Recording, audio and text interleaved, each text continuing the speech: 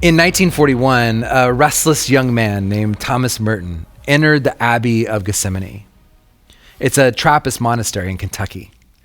Now, Trappist monks live under a rule of silence, solitude, and strict discipline. Their lives devoted to prayer, contemplation, and manual labor. So for years, Merton embraced this life. He found deep peace in the quiet rhythms of monasticism, the chanting of psalms, the long hours of prayer, the simplicity of working the land. And yet, something stirred in him outside of the walls of the monastery. Outside, the walls were unraveling.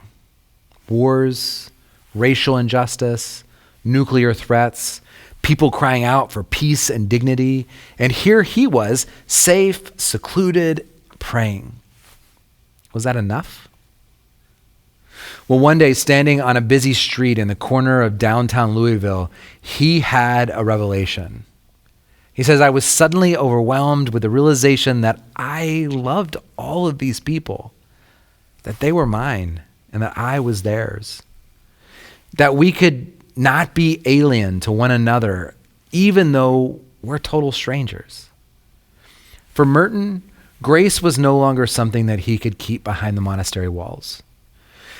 And so he did something unthinkable. He left.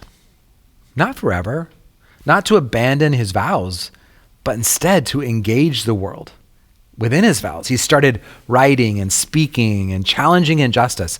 He became an advocate for racial justice, writing against segregation and calling out on the church's silence. He spoke out against the Vietnam War and challenged the ethics of violence. He wrote letters to world leaders, monks, poets, and revolutionaries, bridging faith with activism. And some people, they were furious. Monks were supposed to stay behind the walls. They were supposed to pray, not protest. But Merton believed that grace breaks walls down, because if grace is real, then it must move beyond the safety of our rituals. It must push us into the mess of the world, where people are hurting and where systems need changing, where love must become action. Jesus kept breaking rules, healing on the Sabbath, touching the unclean, the leper, eating with sinners. And when the religious leaders questioned him, he said, the Sabbath was made for man, not man for Sabbath. Because grace is bigger than our rules and bigger than our systems. Grace is bigger than our traditions. Grace always chooses people over policies.